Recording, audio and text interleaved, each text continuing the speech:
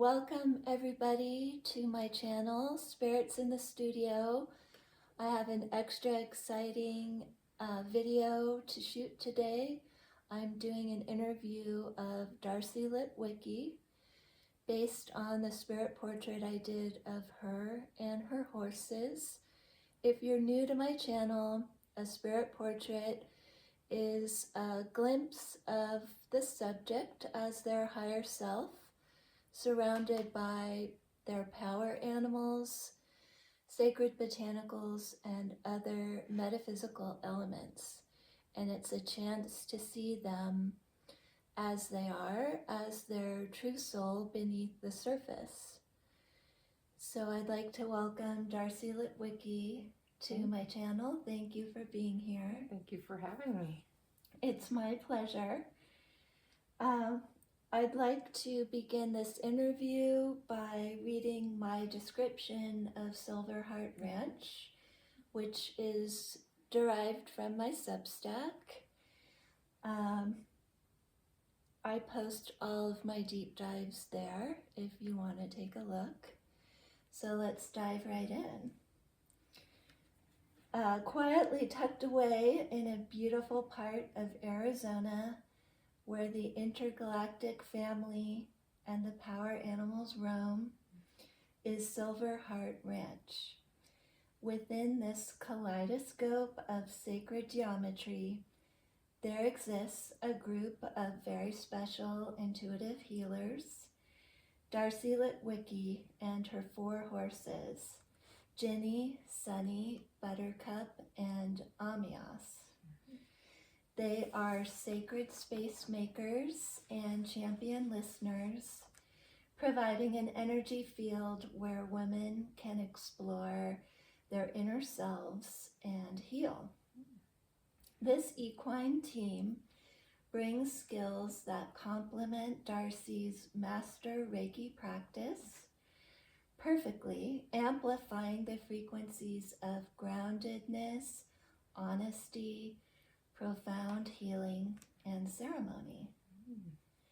And I would like to add that in addition to being an equine assisted coach, Darcie is also a renowned horse trainer, a retired school teacher, animal communicator, as well as a wife and mother. Thank you for that. You're welcome. The first question that I have for you is, if it's possible to summarize this journey, can you say a little about where you grew up, how you ended up in Arizona, and how you came to create Silverheart Ranch?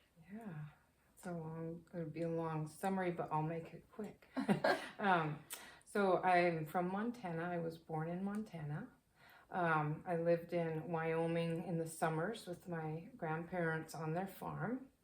And I first knew there was something outside of myself by spending time with the cows there. I had kind of a sad childhood. My parents didn't get along all that well. And when they were going through a divorce, I would sneak out of my grandparents' house and lay out there with the cattle on the haystack, and I'd be sad, maybe crying, and I would hear the cattle telling me it's going to be okay, the mama cows, and they would lick my face and my hands, and from then on, I just knew I could connect with the animals. We moved to Arizona after the divorce. My mom remarried fairly soon after that, and we moved to Arizona for my stepdad's work. That's how I got here, and I've been here since I was 10 in Arizona, southern Arizona. I love the desert.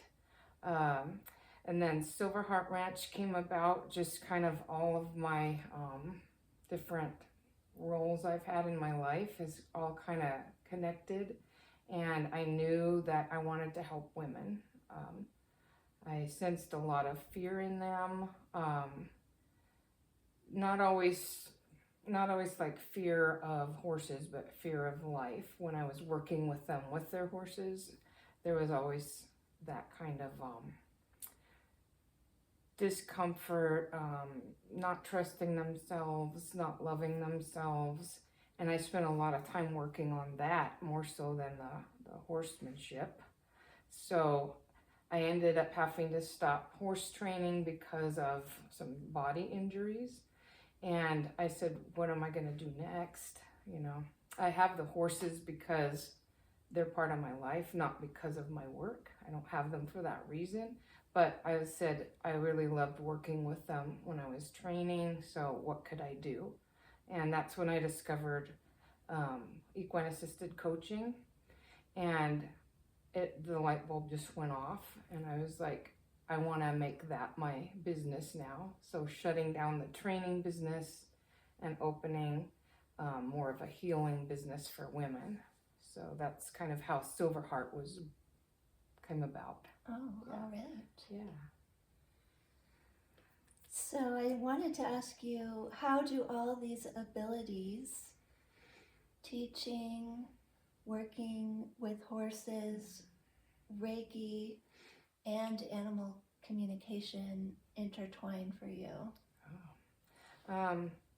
They're all about helping others, which is a big thing for me. I spent a long time learning how to love myself, and I wanted to give that back to other women because I knew that was a struggle for them, for a lot of us.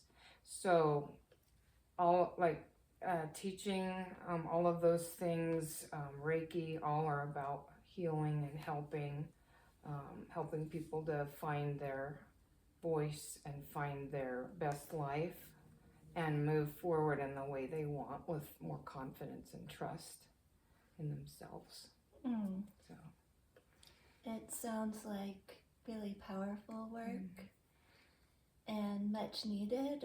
It feels like there's a wave of recognition on the planet right now, maybe not everywhere, that there's a need for people to recognize their true inner selves and cast off trauma or maybe a little bit of brainwashing that society has put on some people so that they perform in a way that serves someone or something else rather than themselves. Yeah. I know there's a lot of layers there that need to come off. There is, yeah. I just feel like we're being called to use our voices now, and some of us are scared because those things that are blocking us are keeping us from doing that. Yeah. And the more we can come into our own, the more confidence we can have with, and less fear. Well, we can do it despite fear, I guess. Yeah. We can learn how to manage that. Yeah. Learning to manage fear. Yeah. Well, I know we could talk about that for hours, if not days, but now I'm going to segue into the portrait experience. I had the privilege of doing your spirit portrait, and as everyone can see, there's a lot to unpack here, but that is the case for anyone's spirit portrait. Your work and your awareness of these subject matters gave me a lot to work with. It's not like I had to pry it out of you, which made your portrait a little bit easier. I don't want to say easier, but different. Yeah. But I wanted to mention that as part of my process, before I start painting, I use my channeling ability to get my glimpse of you to see what I can come up with. And that consists of me envisioning you on a rope bridge that is in a jungle spanning a valley. And for some reason, that location is a tool for me to tune in to that person and see what I see. So when I did that for you, I saw that you were standing facing east, holding on to the rope banister pretty tightly with your hands with some intensity, but your face was the face of absolute peace and tranquility, and your eyes were open, they were super bright blue, and you were just gazing into the distance with a little smile on your face, and I could hear the sound of water running below our feet, and there was a gentle, cool breeze going around my face that felt really nice. Wow. So I wanted to ask you what that picture says to you and how you read that. Oh, you got a lot out of that channeling. That's awesome. Yeah, the fact that I'm looking east, I am an air sign, a Gemini, so that makes sense. I don't love the harsh wind, but I do love the breeze and air, and that water running below I feel like maybe is that flow that I try to live and work in, just being in the flow of whatever's happening. Holding the bridge tight makes sense too, because I've worked really hard to get to a peaceful place in myself, and I try to let that out towards other people too, but I also hold on to it for myself, because I feel like I have to have that presence in order to do what I do. I can't be in the chaos. I have to be in the peace, even despite chaos. I can just kind of hang on there. Yeah, and I do have people often say, I see you just sitting there looking out. What are you doing? I said, I'm just being peaceful and probably meditating or something. Yeah.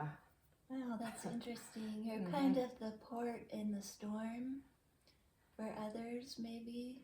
So you have that, you're the steady rock,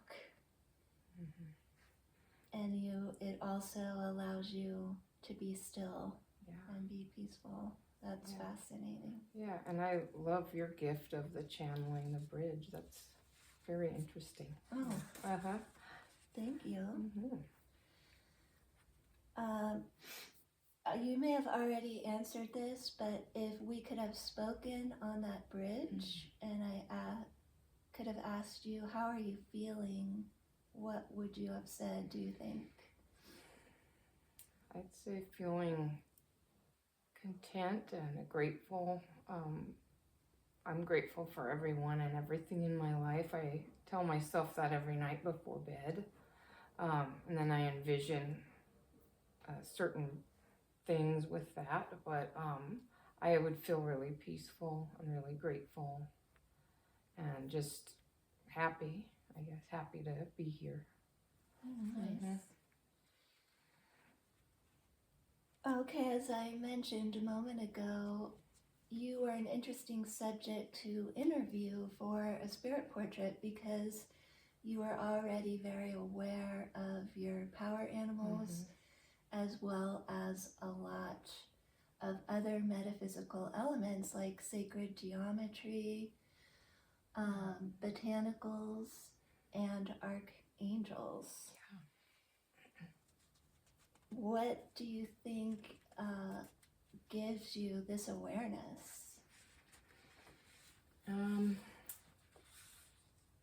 I think it goes back to what I mentioned earlier about the cows and realizing that I could hear them and that they had something to say and messages for me. I was probably 7 or 8 years old, and I continued hearing animals over my lifetime. Often told by adults in my life not to talk about it because people will think you're weird, and me not wanting to be weird. So asking you to repress your Yes, gifts. yeah. And so I still communed with the animals, and I felt angels and guides. I would get a message, don't turn this way, turn that way, things like that, and I would listen to it. And it always was good. Anytime I didn't listen to it, not good. Oh. Didn't go well. So I just think it's just a lifetime of that. And then when I got older, I could finally and learn to love myself and let go of all that old stuff. I could finally really study it and learn more about it and learn how to call it in or keep it to the side if I want to sleep at night and things like that. Yeah. Just kind of like learning a lot about how to use it, call it in, and open more and more to it. So it seems infinitely, like it's infinite in how much can come in if you just keep letting it and trusting it. Yeah. It sounds like you're self-taught on this journey, or did you reach out to other teachers to help you? Yeah, I wanted to learn how to hone it more so it wasn't just coming and going whenever. So for animal communication, I did study with a few different people and just learn different procedures or ways to bring it in and how to amplify it and things like that. So I studied that and also did some studying for my intuition development and just trusting the guides and learning who they were. And I did get help with that. Okay. And that's what I think is really valuable, to have those people you can trust to bring in and help you. Yeah, definitely. Yeah. Okay. Well, rather than go over every single element in this portrait, because I think a while. it would be a little bit overwhelming, Yeah. would you just choose 3 elements that you'd like to talk about their significance to you? Yes. The first one, and I think I said this when you first showed me this painting, I said, look at my horse buttercup with this healing symbol over her right eye, which you put there through your own intuitive process. But she had a really severe eye injury there, and that just made me feel so great because it feels like that's gonna keep continuing helping her healing. That it's a spiritually guided symbol from, I guess, Metatron with the sacred geometry, and that really, and then also her head, which was injured, is all covered in that. Oh yeah, that's interesting how it landed there. I wasn't aware. Yeah, but maybe you were somewhere back, somewhere, subconscious. Or I was guided. Yes, guided, definitely. But that's really struck me, how those symbols, the different symbols can really help you think in a deeper way, connect into nature more, and just kind of feel that energy from those. Yeah, so that's one. Another one is my snake over here. That has been a lifelong guide for me, helping me shed the layers. I used to feel like a snake, actually, like I was pretty easygoing unless you cornered me and started jabbing at me in any way, then I'd strike. I used to have a bit of a temper, but I've learned through the snake to shed that. I don't need to have that. Oh, okay. I can let go of that, and I don't have that anymore. But so that was a really powerful one for me. And then let's see, let me see which other one. Oh, the wings here of Archangel Raphael. I love in this how he's kind of behind us, holding all of us. I feel that about him. He comes into my Reiki, and this is just, every time I look at this, I get a little bit of a chill because I feel him coming in for my Reiki sessions a lot. And I love that protective feeling I have with him, and I work with him a lot to heal myself because I have a lot of body injuries. And he helps with that, and then he helps with my clients too.